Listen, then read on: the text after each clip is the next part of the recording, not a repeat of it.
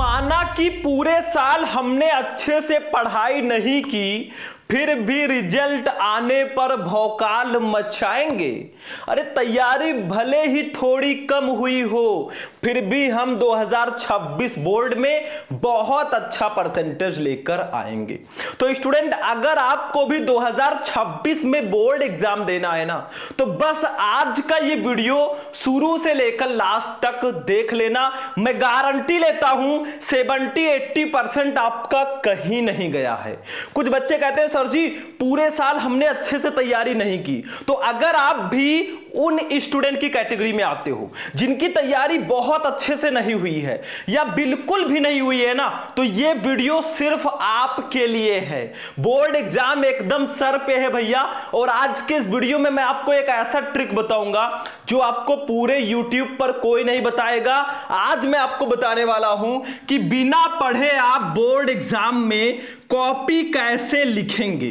अरे एग्जामिनर समझ ही नहीं पाएगा कि आंसर सही है या गलत है। ऐसा मैं ट्रिक इस वीडियो में बताने वाला हूं। हर साल लाखों बच्चों को इस ट्रिक की सहायता से मैं पास करा चुका हूं, और इस बार आपकी बारी है। अगर आप भी खुद को कमजोर महसूस कर रहे हैं, अरे शारीरिक रूप से नहीं, कि आपकी तैयारी अच्छे से नहीं हुई, बहुत कमजोर हैं आप ना, तो बस ये वीडियो आपके लिए है भैया। नंबरों की बारिश होगी, ऐसे नंबर गिरेंगे आसमान में से। ठीक है, आज मैं आपको बताऊंगा बिना पढ़े कैसे पास होना है, 90% नंबर पक्का। और जैसे मैं बताऊंगा ऐसे कॉपी लिखकर आना, ऐसे आप ट्रिक लगाकर आना। मैं आपको यह भी बताऊंगा कि अगर मान लीजिए आप एग्जाम हॉल में बैठे हो, क्वेश्चन पेपर आपके सामने है, आपको क्वेश्चन का एक भी आंसर नहीं आ रहा है, फिर भी कॉपी में बना बनाकर कैसे लिखना है, कैसे आपको कीवर्ड यूज करके लिखना है, सब कुछ मैं बताने वाला हूं। छोटा सा वीडियो है, लास्ट तक देख लेना, बहुत काम का है, नहीं तो बाद में पछताना पड़ेगा। तो चलिए स्टार्ट करते हैं। अगर बोर्ड एग्जाम में कुछ ना आए, बस ये ट्रिक लगाकर कॉपी लिख देना भैया। नंबरों की बारिश होगी उस दिन, और बारिश थमेगी नहीं। चलिए स्टार्ट करते हैं। सबसे पहले देखो, हम इन सब बातों पर डिस्कस करेंगे। बिना पढ़े कॉपी कैसे लिखना है, बिना पढ़े हम 95% कैसे ला सकते हैं। अगर आपको कुछ भी नहीं आता तो वीडियो आपके लिए है। आप कॉपी में क्या लिखेंगे वो भी मैं बताऊंगा, आपको कैसे लिखना है। कोई प्रश्न नहीं पता तो उसका उत्तर कैसे लिखना है, पूरी जानकारी इस वीडियो में मैं देने वाला हूं। तो चलिए स्टार्ट करते हैं। एक ही रिक्वेस्ट है, इस इंटरेस्टिंग वीडियो के लिए बस वीडियो को लाइक करना, चैनल को सब्सक्राइब भी कर लेना।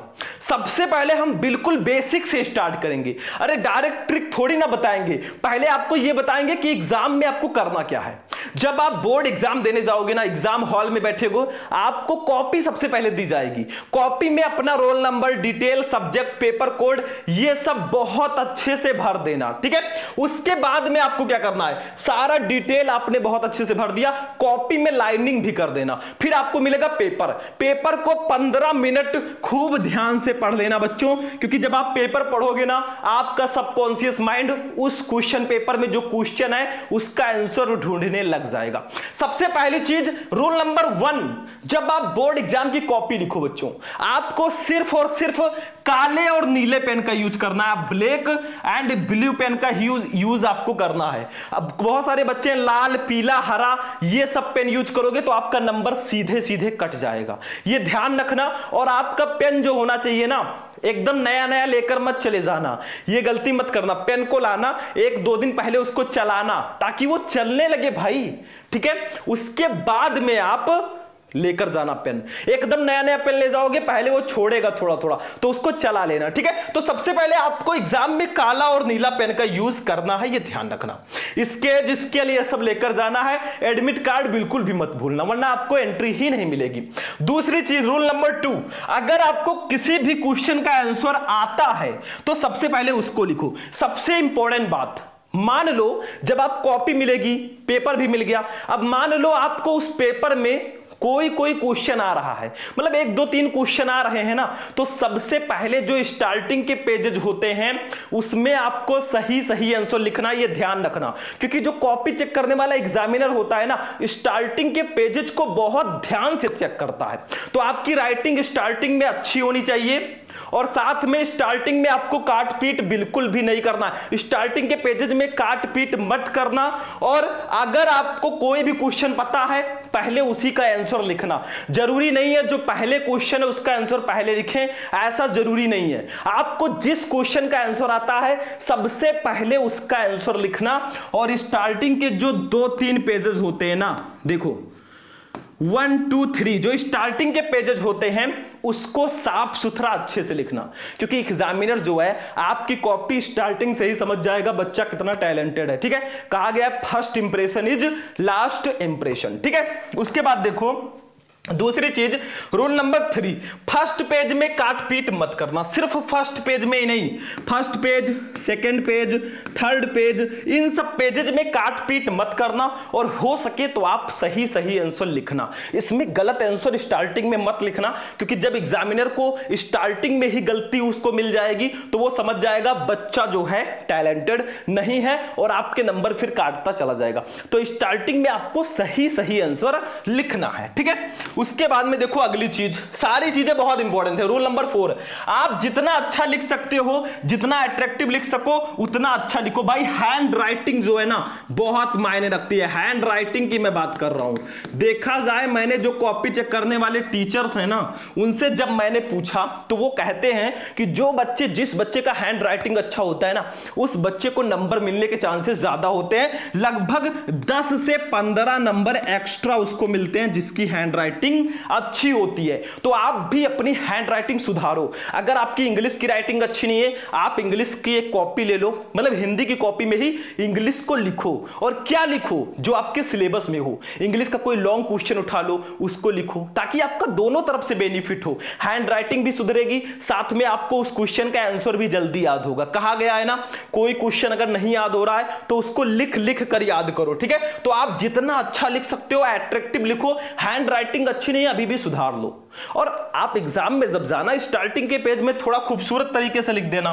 इसके बाद में अगली चीज सबसे इंपॉर्टेंट, जब आपको पेपर मिलेगा तो आप प्रश्नों को सही सही जरूर पढ़ें। मैंने कहा ना कि 15 मिनट क्वेश्चन पेपर खूब ध्यान से पढ़ना है, क्योंकि कुछ क्वेश्चंस ऐसे होते हैं ना जो आप ऑलरेडी पढ़े होते हैं, आपके दिमाग में वो तुरंत नहीं आता। अगर क्वेश्चन पढ़ लोगे आपका दिमाग उसको ढूंढने में लग जाएगा, फाइनली आंसर वो ढूंढ लेगा। ठीक है, तो पेपर को पढ़ना जरूरी है, तभी आपको 3 घंटे 15 मिनट दिया जाता है। अभी मैं ट्रिक बताऊंगा, टेंशन मत लेना। अगली चीज, कॉपी लिखते समय आप उसमें गलत शब्द जैसे गाना, गाली, कसम ये सब नहीं लिखना है आपको। कुछ बच्चे क्या करते हैं, जब कॉपी लिखते हैं ना उसमें शायरी लिख देंगे, गाना लिख देंगे, गाली लिख देंगे या कसम दे देंगे। सर जी आपकी मां की कसम मुझे पास कर देना नहीं तो आपकी मां मर जाएगी। ये सब बिल्कुल भी यूज मत करना। कुछ बच्चे कहते हैं सर जी हमारी शादी फिक्स हुई है, 2 महीने बाद शादी है, अगर आपने मुझे पास नहीं किया तो हमारी शादी टूट जाएगी। ऐसा काम बिल्कुल भी मत करना, एग्जामिनर भड़क सकता है और आपका नंबर काट लेगा।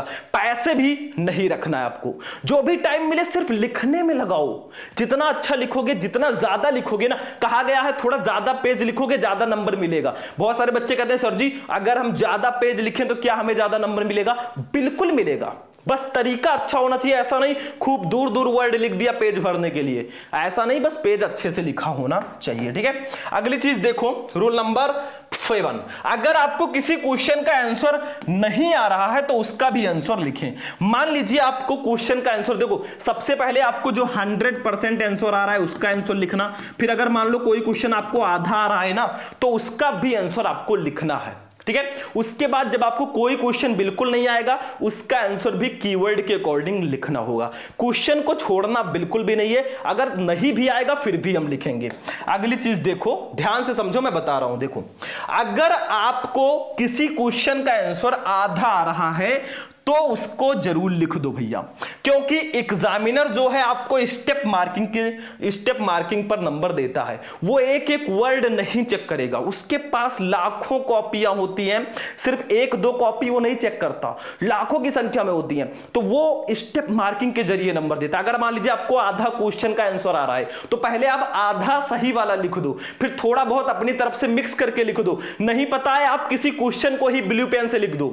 ये सब तरीके हैं। हिंदी हिंदी इंग्लिश में, आप हिंदी में गद्यांश को उठाकर थोड़ा सा बीच में से लिख दो, स्टार्टिंग से नहीं उठाना, बीच में से। और अनसीन पैसेज आप इंग्लिश में थोड़ा सा बीच में से उठाकर लिख सकते हो आंसर में। तो ये सब ट्रिक्स हैं। अगर आपको जो क्वेश्चन आएगा सबसे पहले उसका आंसर लिखना। मान लीजिए 50% आपको आंसर आ रहा है तो पहले सही सही 50% लिख देना, फिर थोड़ा बहुत अपनी तरफ से बनाकर लिख दोगे, नंबर मिल जाएगा।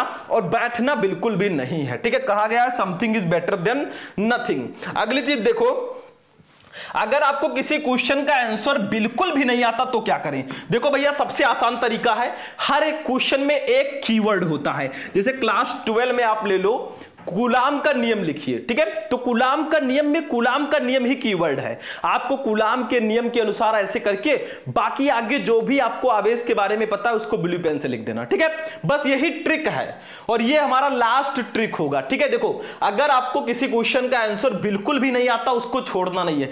पहले आपको जो क्वेश्चन आ रहा है उसका आंसर लिखो, फिर जो क्वेश्चन थोड़ा बहुत आ रहा है उसका आंसर आधा लिख दो, सही सही, बाकी बनाकर लिख दो। जो क्वेश्चन का आंसर बिल्कुल भी नहीं आ रहा उसको बनाकर लिखो, ब्लू पेन से अच्छे से अट्रैक्टिव तरीके से सुंदर लिख दोगे, नंबर मिल जाएगा, ठीक है। बस, और अगली चीज लास्ट में मैं आपसे कहना चाहूंगा, बस यही ट्रिक है। सबसे पहले जब आपको कॉपी मिलेगी, अपना डिटेल भरना, लाइनिंग कर लेना, पेपर मिलेगा 15 मिनट पढ़ना, फिर आप जिस क्वेश्चन का आंसर आपको आता है सबसे पहले उसका आंसर लिखना। बहुविकल्पीय प्रश्नों का आंसर स्टार्टिंग में मत लिखना। अगर सारे क्वेश्चन का आंसर पता है तभी लिखना, नहीं तो आप उसको छोड़े रहना, हो सकता है बाद में हेल्प हो जाए, ठीक है। फिर जिस क्वेश्चन का आंसर आपको आ रहा है उसका आंसर सबसे पहले लिखो स्टार्टिंग के पेजेस में, फिर जो क्वेश्चन आपको थोड़ा बहुत आ रहा है फिर उसका आंसर लिखो, जो क्वेश्चन आपको बिल्कुल भी नहीं आ रहा है फिर लास्ट में उसका आंसर लिख दो, बना के। बाकी यही तरीका है। अगर आपको कुछ नहीं आता बिना पढ़े आप ऐसे कॉपी लिख सकते हो, ऐसे 95% ला सकते हो। बाकी आज का वीडियो कैसा लगा? बहुत ज्यादा इंटरेस्टिंग वीडियो था। वीडियो पसंद आया वीडियो को लाइक कर देना, चैनल पर नए हो चैनल को सब्सक्राइब कर लेना। चलते हैं, फिर मिलेंगे नेक्स्ट वीडियो में नेक्स्ट टॉपिक के साथ। तब तक के लिए जय हिंद।